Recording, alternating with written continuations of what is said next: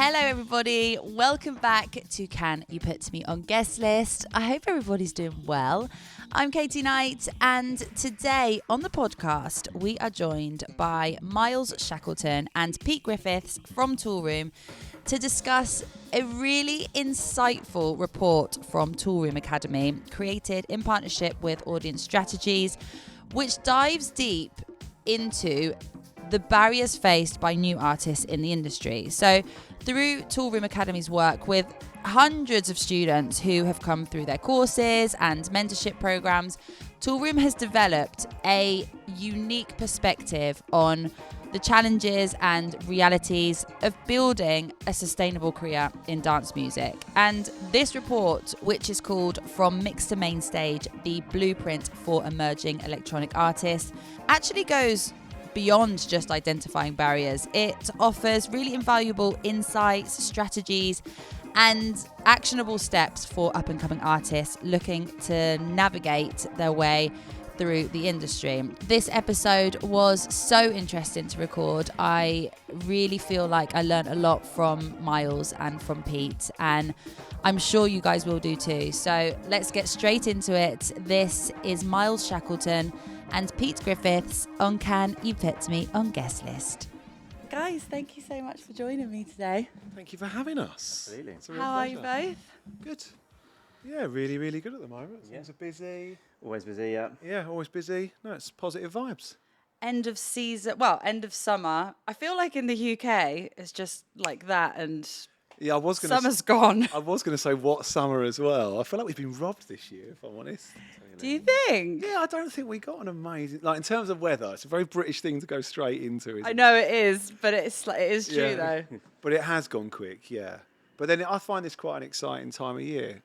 Like I think we were talking about earlier, going towards ADE. Yeah. And musically, I think it's really cool as well. Like all artists start to hunker down a bit in the studio, and it's a good time for music, I think. So yeah. And you've recently, has it been this week, just released a new course at Toolroom Academy? Yeah, as it started this week. Oh, it started this yeah, week so already. We announced it in April. We did a conference in London to announce our research report and the course that followed from that. But the first cohort started literally on Monday, didn't it? So It was Monday. We had our first sort of feedback live call with some of the students this morning, which was cool, really exciting. So yeah, we're underway. So the course came from the report. How long were you working on this report for, just to start off? So the report took around a few months. Yeah, it was commissioned. We commissioned Audience Strategies. Yeah. David Boyle and Rufi Ghazi did a great job, and we spoke to around 273 artists. So it's quite comprehensive. Wow. It took some time to really get into it. And what was the actual purpose behind doing this report? So I think for us, like we'd been on this journey over the last 5 or 6 years at the Academy of trying to innovate production education in house music. And I think, I wouldn't say that's mission complete, but we've done a lot of good work, I think, in helping artists learn to make house music and then get their music released. But we were finding there's still kind of an issue that they weren't necessarily turning those musical creative wins into career wins. So they're kind of doing the right thing of like writing great music, getting signings, but they weren't expecting that to necessarily turn into full-time careers, but they weren't seeing that bit of momentum that you'd normally expect from those signings. So we wanted to figure out what's the problem, what's the disconnect here, and hopefully create some educational product to help. But the first thing we wanted to do was like really get under the hood of what the problem was. What was the like skill gap? What were the barriers that they were facing in order to achieve those things? What did they perceive? What were the things that they actually thought they had to do to make it as an artist? Because, it can be really different from someone who's not actually made it yet and in the scene, of what they perceive and think they've got to do to achieve actually getting on that ladder and starting to break through. And I guess as well that I think I was talking about this with somebody today, that this industry just is so fast paced and everything changes so quickly that maybe what was necessary 5, 6, 7 years back is now totally different. And there's so many other necessities that you need as an artist to succeed. I think a lot of new artists, again, they don't realise what it takes. There's so much more now than just music. Music's the initial product, it's the beginning, but that's just the start of the journey. Beyond there now, to actually get into the industry and what it takes, there's so much for them to understand, to learn, to get stuck into, to really be able to sort of grow and start becoming an artist. Absolutely. Yeah, it's a big thing. It's a huge area. It's a huge minefield for them to start sort of stepping into. What were the most surprising findings from this survey?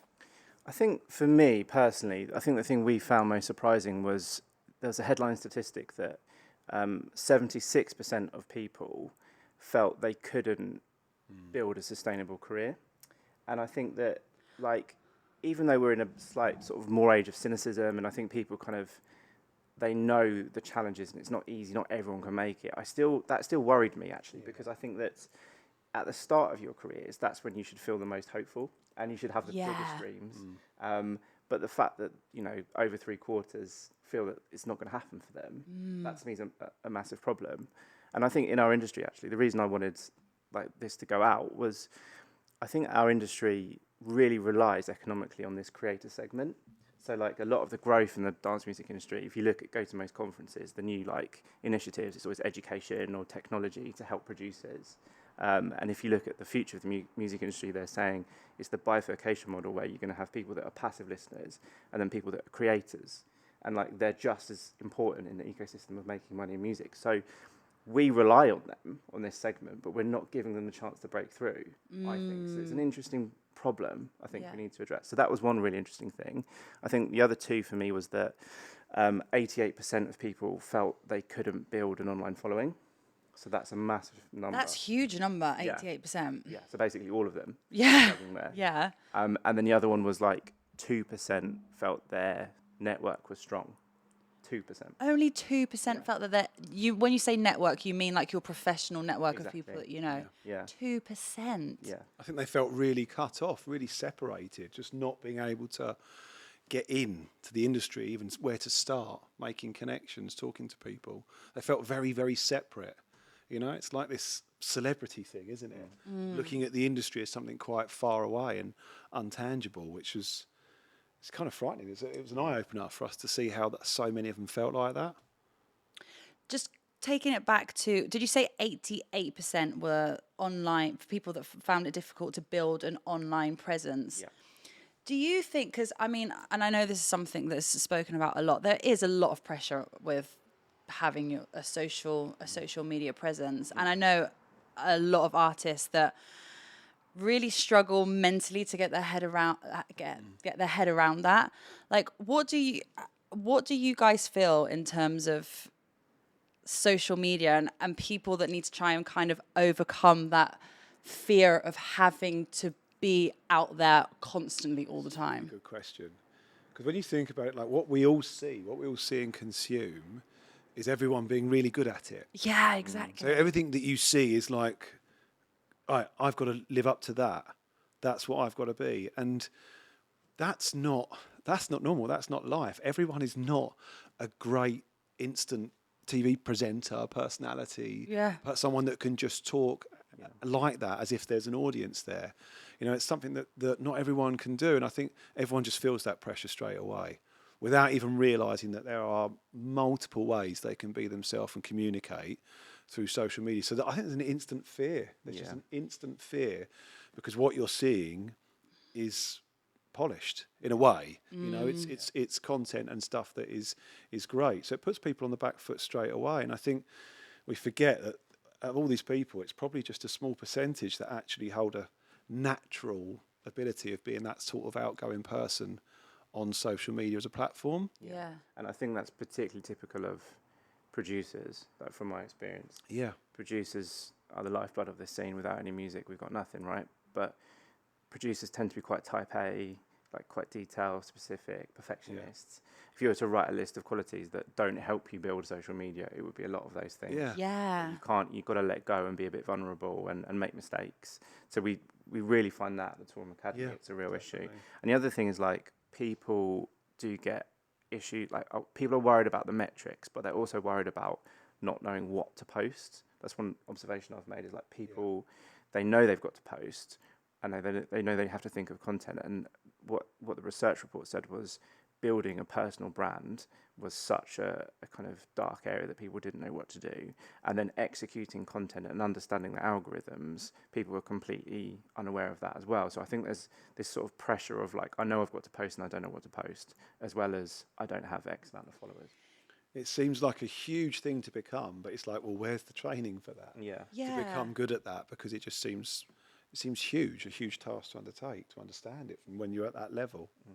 And you're so right in what you're saying. It's not just the fact of having to create that content. It's also like the part of, okay, I've got the content, but now what do I do with it? And on top of that there are so many platforms now, whether do I go on TikTok? Am I just on Instagram? Do I use that as a story? Is that a reel? Am I going on shorts? There's just like, it's a whole new world. Totally. It's not new world, but it's a whole world. It is. And I think if you think of someone as an artist or a producer, how long they've spent learning the new world of production and getting comfortable in that, and they know that the time it's taken to become good at that, and then you're faced with this daunting task of I've got to learn something which is totally new but totally alien really to most people as well, you know.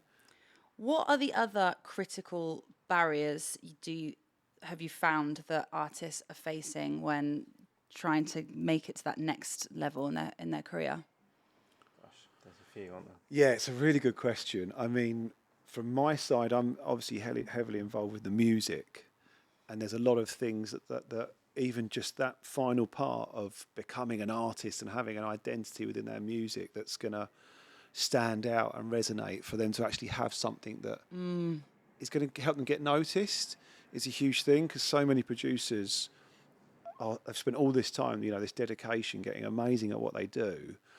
And when you're very close to it, you almost can't see that point of actually going, right, what does it take with my music just to break through and have that extra edge? I think that's been a huge thing for me, working closely with them on the music side of things.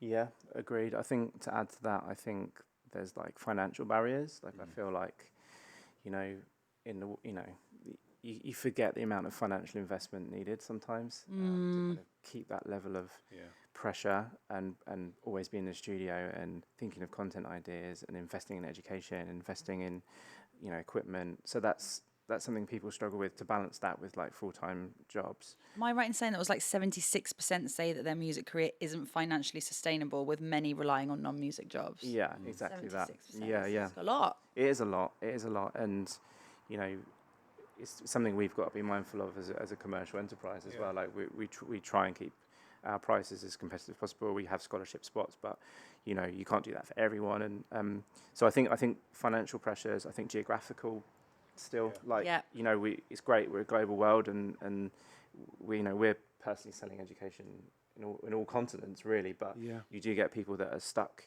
out in a limb sometimes, and interestingly, even people that are based in like big cities sometimes feel disconnected from, you know, networks and not being able Totally. I think producers in general, when they're at that stage, in the early stages, they feel disconnected, I think is a good word. You can feel quite lonely and isolated. Yeah. It's some people that spend a lot of time completely dedicated to their craft, to their art, to being creative, not feeling necessarily part of something, which I think that adds a lot of fear. I think a lot of the struggles is actually getting past that hurdle of starting to reach out and become part of something. It's feeling alone at the start, and it's getting past that. I guess that kind of like circles back to what we were saying about networking as well, like putting yourself out there and meeting people, because for some people it's easy to go out there and be a network and I'll meet somebody, and as we were saying before, like ADE for example, I'll go meet you for a beer or whatever, but for other people that's really difficult. And a lot, I know so many people that like, you know, have social anxiety, and even though we work in an industry that is very much like entertainment and we're out there, it can be quite daunting. Massively. And I don't even think new artists realise the actual how beneficial and important networking is. Yeah. From the students that we've worked with, it's something that we really talk about and focus on. I mean, even within our production programmes, that alone, it's a huge part of the new artist development masterclass that we focus on. They don't even realise that when they first come in. As I said, it goes back to them just spending all this time alone. They have a few producer friends, and it's something we focus on within our courses. of a group of 20 students and helping them create that network at the beginning, and suddenly realising there's more people in the same boat, but then realising that it can actually help me even from everything of just feeling better about myself to finding new opportunities, and they suddenly realise the power of just opening up to a network and meeting new people, which is just the beginning of networking and pushing on in the industry. Do you think that lack of networking or finding it harder to network is seen more commonly in younger generations due to social media? Because now, obviously, a lot of us just meet people, like you're like Instagram friends, but you actually don't know each other. But then when you actually go out and meet them in person, it's like, oh, I'm actually going to speak to somebody in real life, you know? Yeah. So I wonder if you've seen any kind of pattern in like certain That's really interesting. ages. It is really interesting. I think because we have really broad ages. We do. When you look at a typical class of 20 producers, and you've literally got age from 17 to 62 I've had in one class of people that are doing a production class. And I think I see it from both sides. I see a lot of older people who haven't even come through the social media side can be afraid because it's been a long time, but then some of them have confidence because of other experiences just in life. And then you say some younger ones that have actually spent so much time virtually talking to people. Yeah. And there's an amount we talk about of virtually networking. You can use that to a point, but we're saying you've got to get out there. You've got to get out there and physically try to actually meet brands, go to conferences and be part of it. And I do think sometimes some of the younger generation actually can find that a bit daunting as well. It's both sides. I think with both. Yeah, I'd agree with that. I think we have a program called our Production Masterclass, which is like a one-to-one thing. Most of our business is online, but we have a one-to-one element, and it's a good basis of comparison because you have one person coming into Toolroom HQ, and from kind of my personal experience, I feel like the older students generally have come in and been a bit more like commanding of the room and brought like donuts in or something. You know, there's like little things to learn in life.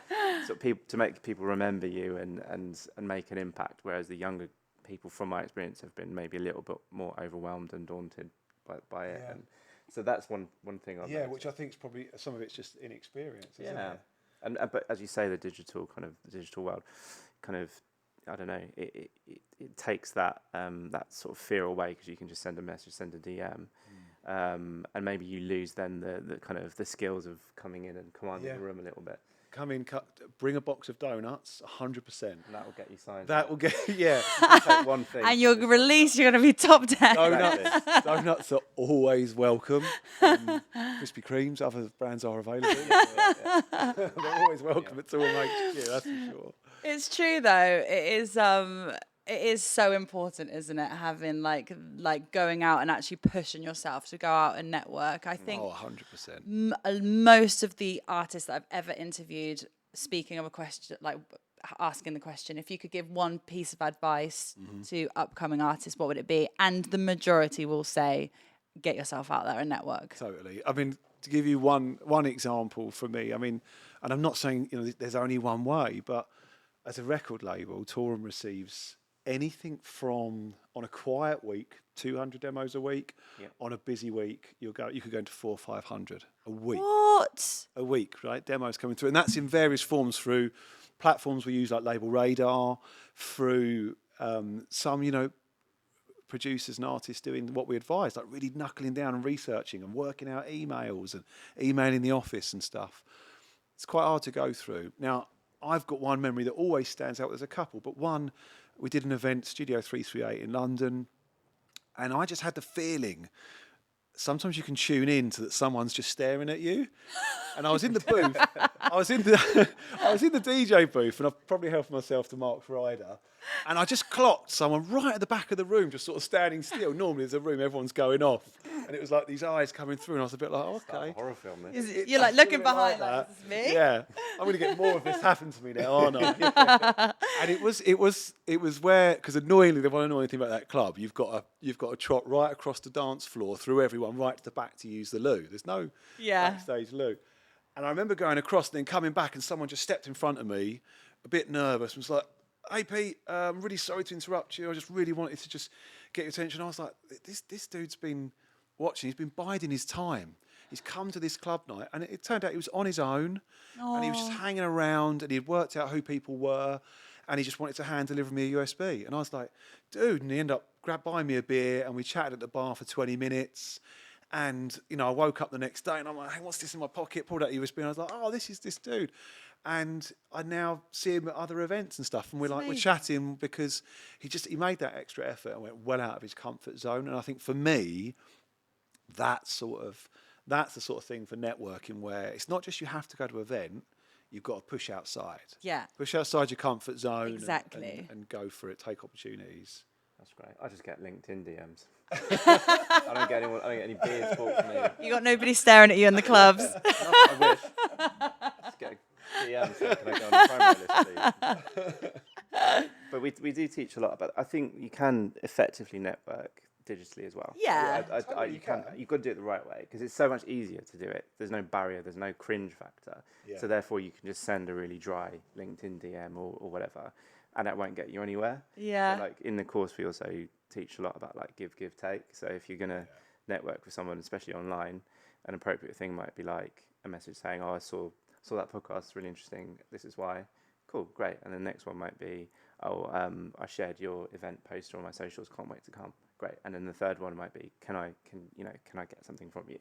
Yeah. So it's like little things like that Yeah. you can learn to be the kind of version of what Pete's talking about. Yeah, online. totally. Definitely. Totally. It's all about that interaction. I remember, if I think about it, I think someone who even worked quite closely with us at the label, and he started just from a bit of banter with Mark Knight on his socials through supporting the same football team. So he actually had a similar interest, but just went in that way and became a bit chatty over 6 months of occasionally just sharing a bit of banter, the odd reply to Instagram stories, and he's getting interaction from Mark because it's not just, "Hey mate, can you sign my track?" Yeah.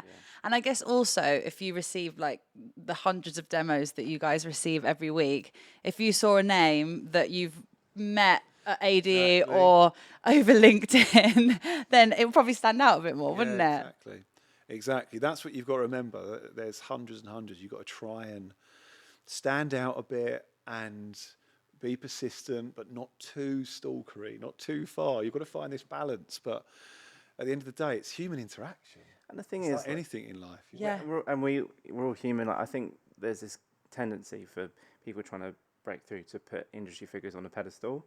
Yeah. And actually, like, I don't know what I'm doing on a day-to-day basis most of the time, and I'm probably just as shy and awkward as you are. Yeah, so if you come totally. and talk to me, it's literally fine, and it will be fine. I totally agree with you.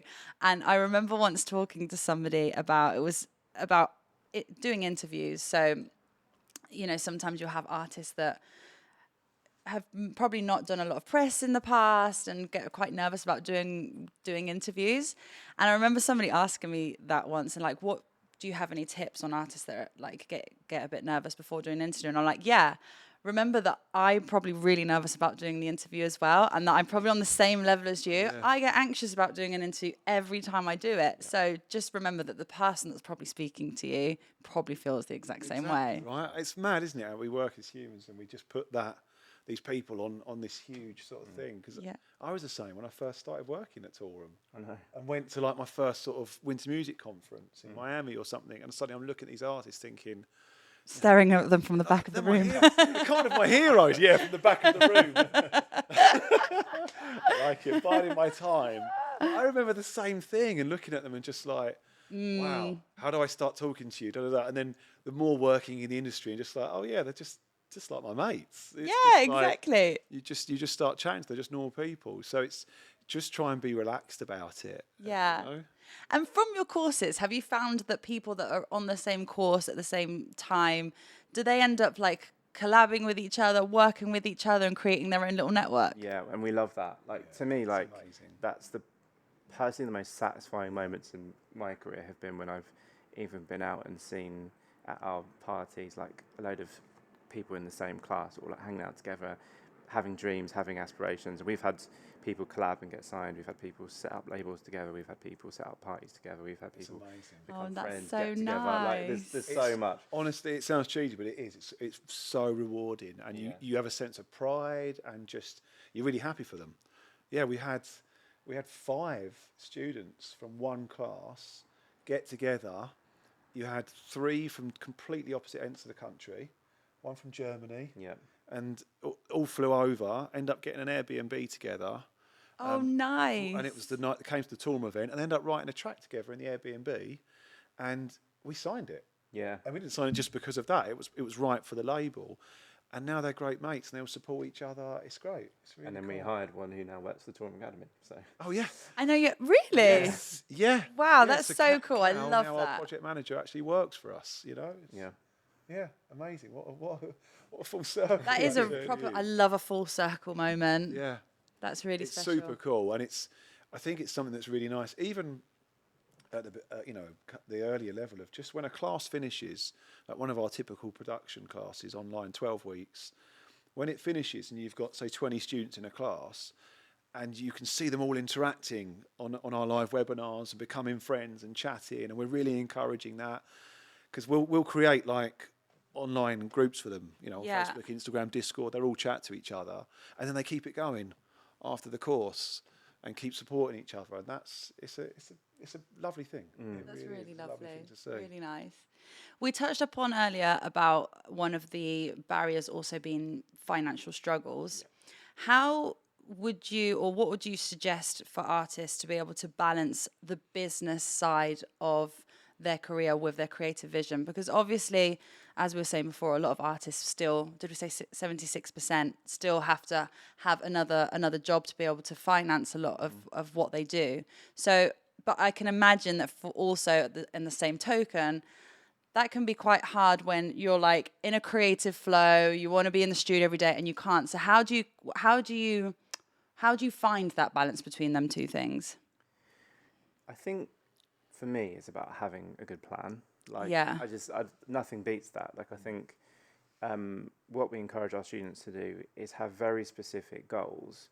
And it's not like, get a residency in Vegas or, get more followers online. We encourage them to have like achievable small goals that they work towards. And that then gives you a framework of what success looks like at any given time. And then it can help guide your decision making in terms of, should I be doing more strategic things for my career? Should I be being more creative?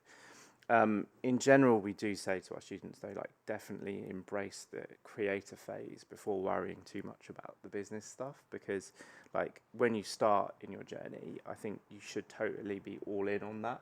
Yeah. Forget everything else, actually, because that start is when you're learning. You're like a sponge. You should be getting influences in. You should be living life, and that should then come back into your music, into your art. Once you've got to a point, you've got a bit of momentum and you've got releases, and then you might start thinking to yourself, okay, how can I map this out to best break through and keep my momentum? And I think nothing beats like good planning. Yeah, totally. I think that's how we've always been from the start as a business at Toolroom. It's run as a business. It's always been run like that from the start, from when it was, just Mark and Stuart and Miles at the beginning.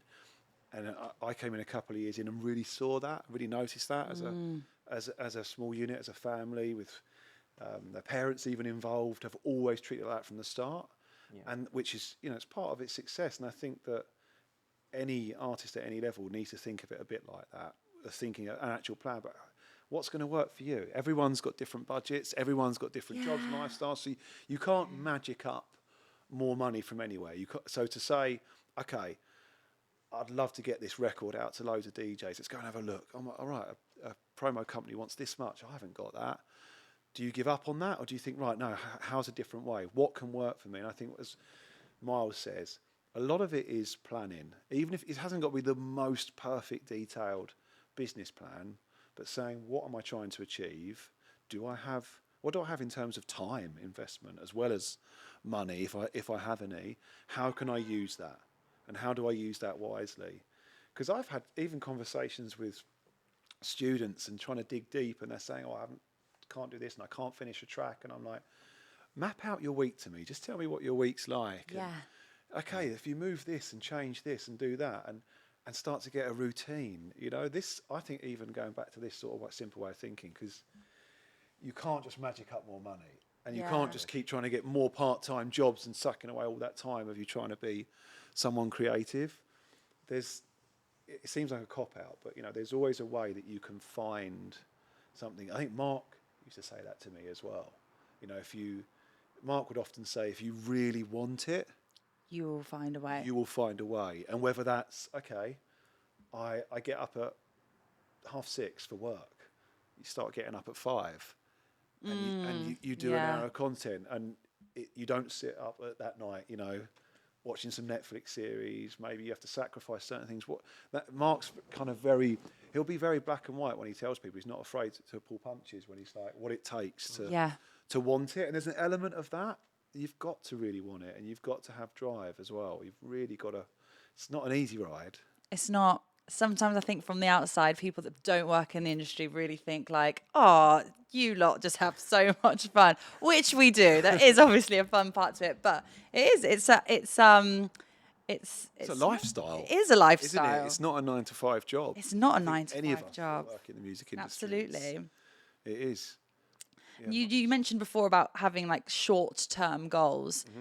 Do you sometimes find that artists that maybe have like this really, I mean, I think it's great having a big vision, don't get me wrong, and I think everybody has their big vision in life, but do you find that sometimes artists or creatives can have a long-term vision or really big visions and then kind of get lost in the present moment and in the smaller goals that will probably then not allow them to reach them bigger ones? Yeah, definitely.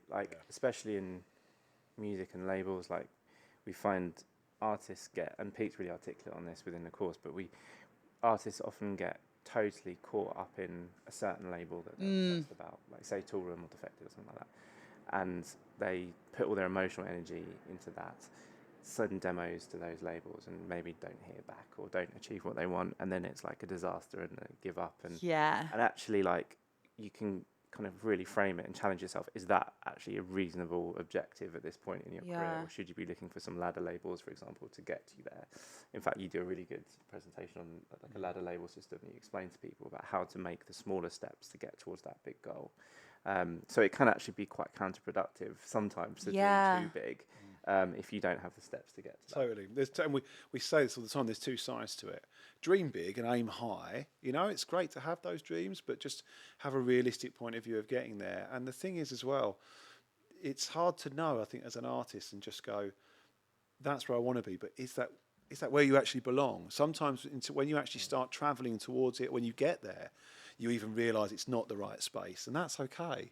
Yeah. I think the key is to always think about, if I was doing this now, I'd be thinking about, right, how do I move forward next month? How do I move forward next month? Because on the same token, I say to people that, okay, if you're not getting anywhere by aiming for these really big labels, what's the reason? Maybe your music's not quite there yet for whatever reason. Okay, let's think about using these steps, what we call these ladder labels, but at the same time, don't get caught up there for too long. Yeah. Because I think sometimes people do that as well, and they spend a long time in, I don't know, it's a crude way of putting it, like these different tiers of the industry. Yeah. And you can find they get kind of stuck there and comfortable. So I do think you've always got to be thinking ahead of like, what's your next move? What's the next move? Yeah. And the next move you take, how will that help you to the next move? You've got to have some strategy of thinking about how you move forward. But very much going back to what you're saying, I think people do get caught up in that ultimate goal and dream, and it makes it can make it quite small. Opportunities. Yeah, it can.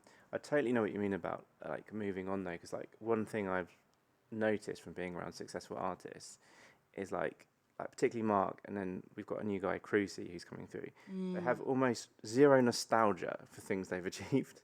Like they never ever look back and go, "Oh, that was amazing." Yeah. Mark never ever does that. He's not interested. It's always forward. Always forward. It's always forward. It's like, what's the next one? I get that. Yeah. I interviewed Tisha yesterday, and one of the questions was, what has been your highlight of the summer? She was like, I literally can't remember what I've done.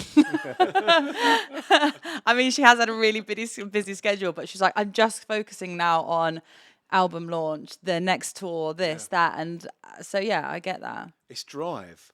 And I do think sometimes with some people that come into this, coming back to it, and it's not a negative view at it, but sometimes people can be just blinded by it, that they feel like there's this one big power move that's going to happen and something's going to happen and they're going to get signed and that's kind of it. Yeah. It creates everything and everything's going to happen from there. And it's like, no, that's the beginning.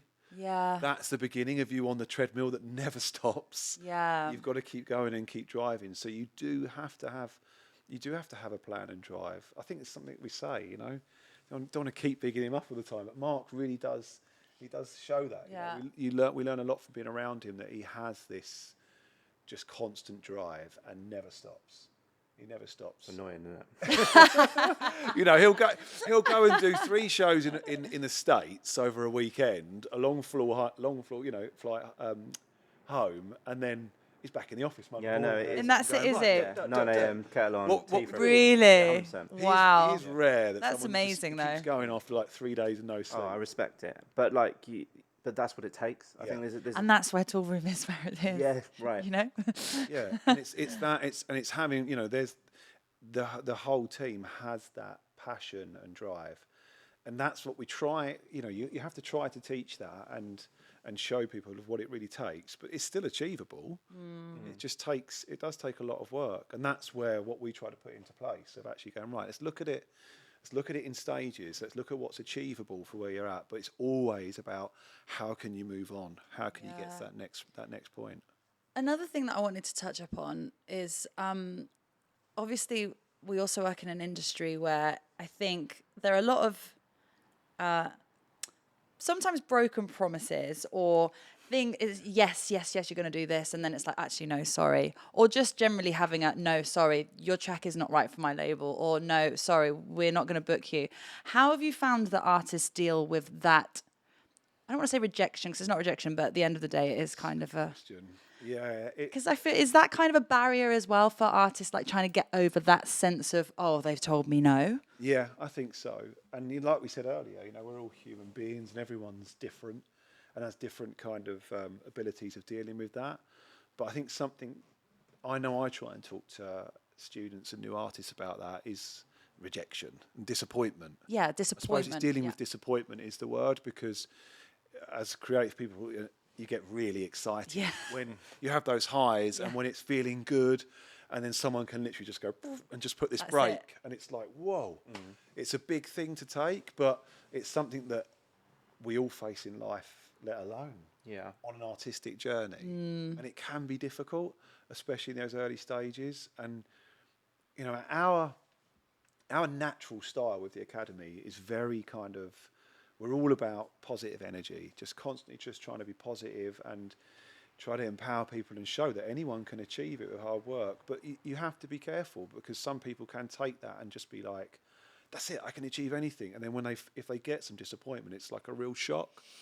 So we try to talk to people about this and open them that this will happen. It's going to happen in your career, in this industry. Definitely. And I think another thing that can be even worse than rejection is just not hearing anything. Yeah. And actually, that's something I'm pleased that I feel the industry's getting better at, because I remember when we started the Academy, and even a bit before then, like the seeds of the idea that led to the Academy was when we engaged in demo feedback on a public level, and that hadn't really been done before. And it was a bit of we're trying to demystify it a little bit, but there was a lot of demos being sent and nothing being said back. And I think within reason that can be quite rude and dispiriting for people. If we're getting 1,000 a week, we can't reply to everyone, but there had to be some kind of system where we'd give some kind of acknowledgement at least. So I like to think that we've spearheaded a little bit of helping and improving that process of feedback for people. And there's better sites now like Label Radar and others, and more initiatives like feedback sessions, A&R feedback sessions with different labels at conferences that, demystify that area. But I still think we need to be better as an industry, because again, as I don't want to get my soapbox, but we do rely on this creator segment economically. Absolutely. It pays our wages, but it's also part of the ecosystem of dance music. That segment often will be the first to buy tickets, merchandise, pre-order. It's the most engaged, active segment. So we have to Yeah. look after them. Totally. It's really important to us. I mean, I struggle with personal guilt all the time with that. And I've got to a point now where I'm getting people getting hold of me through social media DMs, they're taking my tips and working out my email address, which I give to people and stuff, sending me. And I'm like, I'm physically, because we're doing the academy and we're doing this and supplying this, I now can't do it and get back to everyone. So I have this constant guilt. 'Cause Yeah. It's really weird. We're talking about this, but then I have to do it as well. There gets to a point where I'm like, I can't answer these emails for this, but that's why we do what we do and try to go to conferences and talk to people and do these events and go, come see us, see us, come Exactly. talk to us, come bring your music, because we understand how hard it is. It is so difficult to keep on top of it. Totally, and I think what I've noticed resets people and why we do our conferences is just getting together with other like-minded people who can really refresh you when you've had that rejection or maybe just been blanked. It's those moments where you get together with your colleagues and your peers. We really try hard in these events that we do to like break that barrier down between the label, the industry, and this segment. And that's why those events can be so inspirational. Definitely. We literally try to say what we were talking about earlier. We're just normal people. Yeah. Just come and say hello, have a drink, and we see it. And I'm not sort of saying this to try and say, oh, we're amazingly good, nice people, but you see it when Yeah, of course. they come, and it's like they just relax a bit and they leave thinking like, oh yeah, these guys are kind of cool. And it's like, yeah, most people are. It's cool, come and meet them. It's really important that. I think that's the key thing. What you're saying, it's breaking down this barrier, because that's what they see. Yeah. They see it as a barrier. Yeah. Of how do I get in there? How do I get over that? As an industry, what other main things do you think we really need to improve on to help break down these barriers? I know there's quite a few, but what's your like main ones that would come to mind? Two for me. I think we need to do better at demystifying the kind of event booking, that space. Like, I think there's been a lot of good work done around how to learn how to get signed and how to learn how to make music. I feel like that like feels more open and transparent. Mm-hmm. But I have to say that there still remains a lot of a lack of clarity on is like, what do booking agents do? How do I get gigs? What's the normal amount to be paid for a warm-up set or for any gig? That bit of the industry is hard, because I mean, I read online on the way here, like there's 3 clubs closing a week or something. Yeah, it's insane. It's tough out there. So I understand like the pressure's on to just make events work on any level. But I think that's maybe the next bit of the industry that could do with being a bit less gatekeepery and more open, and maybe there could be some work done around Yeah, a little bit education, more transparency. How that works. I think so, because it still feels a little bit disconnected and remote in the way that record labels used to be, I think 10, 20 years ago. Yeah. So that's one. The second thing for me is still around diversity. Like, I still feel like it's still very white and male. Yeah. And we do a lot of work around helping more female identifying talent come through. So we have our We Are Listening platform, Yes. which we're really passionate about. Yeah. And I mean, I remember, I guess, a moment of empathy that I shouldn't have needed, but I had, was when we did educational events for the first time in Brighton at BMC. We had a bit of feedback from one or two female attendees that said they felt quite intimidated because it was like 98% men and just like a couple of women in the room. And I didn't really take that on board until we did our first We Are Listening event, and I had to welcome everyone, and it was all women in the room and just me. And you felt it. And suddenly I was like, wow, okay, now I get it. And it shouldn't have taken me that to see that in the face, but there was an element of like, okay, well, I get it. Yeah. And having those conversations with them at that event of how they really felt. Yeah. It was quite eye-opening. Just this constant like, oh, so you actually produce, like that assumption that, well, you won't, and even down to like representation of like when you see like production software sold, it's often like men in the copy that are using it, and it's like there's so much work that can be done around how we open those doors, and we're doing a bit, but we need to do more. So there are two from me, I think. Yeah, definitely. And I think it has, the industry as a whole within that area has improved massively over the last kind of like 3 to 5 years when you look at it. If you Agree. look back, Agree. if you actually look back and did a comparison from like 10 years ago of lineups and all sorts now, it's a huge change, and it actually shows how crazy it was. Do you know what? The other day I had to do something. So Time Warp this year are 30 years old. Yeah. And I had to do some work with them, and they'd sent me over all of their lineups since the very beginning. And so I'd written out this script. It was to do some voiceovers, and I was just looking for female artists to put inside this script. And they were like, and there literally wasn't any for like, it was like Monica Cruz for like 10 years, like for the first 10 years, and that was it. Yeah. And I do think that over probably like the last 6-7 years, it has definitely improved, but it's still got quite a big way to go, hasn't it? Yeah. I think from my side, actually, on a positive note, I think what on the flip of it is it's nice to see a lot more industry sort of tastemakers, people in position, giving new artists a bit more limelight, which I think is really cool. So I think that for me has been something which I've loved seeing, you know, from just even like the bigger radio shows, and they really make a point now of actually trying to highlight and spotlight more new artists. And there's a lot more platforms like that coming up now, which I think is good. But I still do think, I still think even that, all areas, there's still improvement to be done to give them more possible spotlight. Yeah, definitely. You know, it is difficult. It's difficult. I mean, we found it hard from a record label, you know, and when we even find people within the academy, and it's like, okay, how do you give these artists a big spotlight? And we kind of set up a whole new release series to actually spotlight that, where we actually go, right, here's 10 tracks from artists that we're betting on. We're putting our money on these guys, and that's difficult, you know. So everyone can face their difficulties in doing that, because at the end of the day, we are still a business. Yeah. And there's quite a lot riding on what we put out as music. So we're trying to find ways within that as well, of not just the educational side. It's like, well, how do you follow through? Because you can't just promise everyone a release. Yeah, absolutely. Once they go through that process. So we're trying.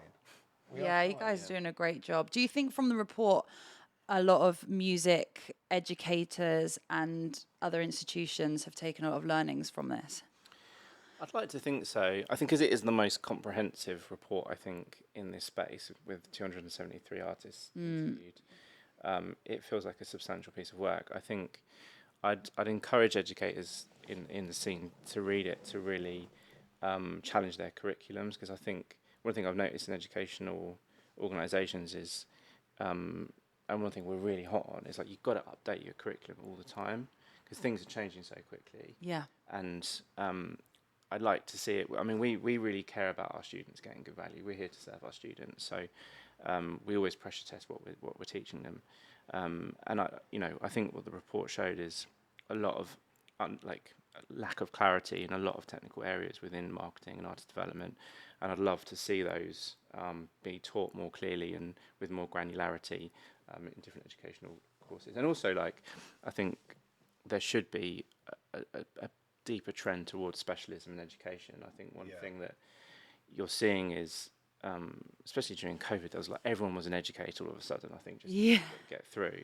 Some of them have lasted, some of them haven't, but I think you're seeing increasingly a trend of specialising in genre. Yeah. And that's something I think creates more value for students. Definitely, because I think when we first started, and going back, when the production certificate kind of launched 6 years ago, there was a lack of that. And the people that had come to us and had an experience of education, and it was like, oh, okay, you've been on a production course, and what was that for? Kind of house music. Okay, what did you learn? And it was so broad and vague. Yeah, maybe even to degree level as well. Yeah. Really? And this, I'm look, we're not here to just cuss and put things other down and say that we're amazing. We're specialists in what we do. Yeah. And it was interesting that they had gone to quite, big educators, and saying that, okay, you're going to learn how to do this specific thing. And it was like, that's really broad. Okay, yeah, you're going to learn how to make house music. What type of house music? Yeah. There's so many different sub-genres within house music, and then the knock-on effects of that. And it resonated with me, because I did a production course over 20 years ago. And it was the same thing. I remember the very beginning of it. And it was like, oh, okay, you've shown me how to use this program. I can put a kick drum in, a hi-hat, a clap. Why doesn't mine sound like that? That artist is who I love. I really love that. And, and they were a bit like, oh, and they couldn't take it that far. And so it's seeing a bit more of that. And you're seeing that now. We're seeing people that really hold specific, detailed sort of skills starting to educate more, which is great. I think that's really cool to see that. But I think, just going to what Miles said, it's just seeing some of the, like you said, even at degree level, some of that style of education, I think they need to get more on the pulse, a little bit more updated, and to just react to, what people are struggling with, rather than just teach an off-the-shelf course. Yeah, that's kind of we. I don't want to beat our own drum, but we love innovation in education. We really thrive off that. We want to be the best, and we want to give the best, most innovative education to our students. And I think the research report was just a massive learning curve for us. We understand production inside out because we've been a record label for 21 years. Yeah.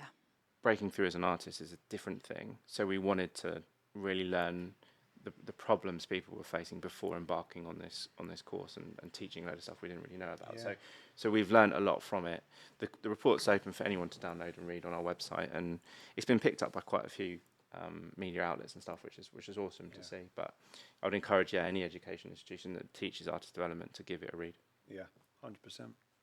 I guess there's loads of things that probably you wouldn't have, well, you probably thought about but never had included in any of your courses before, but now from the report have thought, okay, well, this is... Oh, totally. Yeah. When we've learned loads on the journey. We it's taken us time of doing it to actually learn and get feedback and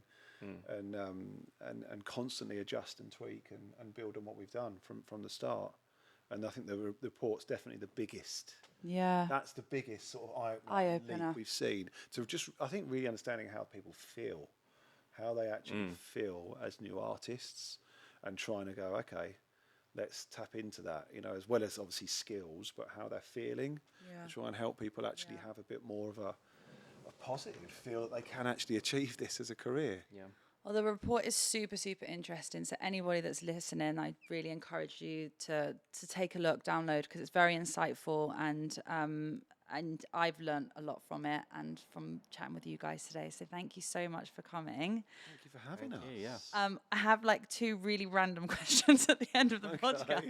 Right. What's my favourite Krispy Kreme? What's your favourite Krispy Kreme? That is what I've wanted to know throughout this whole podcast. Oh, it's got to be the Biscoff one that's filled with the Biscoff cream. Yeah. It's really arrogant, but yeah, I'm all about food that just makes me feel disgusting after I've eaten. Wonderful. Wonderful. What's yours? What's just the plainest? What's the classic plain? What, just one? a jam donut? No, I think it's That makes me literally just a sound glazed vanilla. ring donut Yes. with no filling at all. That would be me. With no filling? Yeah. just Nice. Really dry. It's so opposite here. Yeah, I What's know. going on? I'm all why we classic. work rather well. than dry. Yeah, more classic. Yeah, classic. You are. So, because this podcast is called Can You Put Me on Guest List, I ask every guest at the end of the podcast what their guest list rule is. Oh, guest list rule. What, when people come to us and say, can you put me on the guest list? Mine is, I say it to everyone. I'm just like, don't turn up at the door smashed. I thought you said I sacked everyone. I was like, wait, what happened here? I missed it. Like, everyone on the door. No, when people ask me for guest list, I am a bit like, you're representing me. If your name's down under me on the guest list, then just come to the door like fairly straight and don't be arrogant and don't push and everything like that. Bring me donuts. I'm quite strong with. I suppose I'm quite strong with like manners. Yeah. I was going to say that because I'm going to sound like a kind of Victorian teacher here. Just don't be late.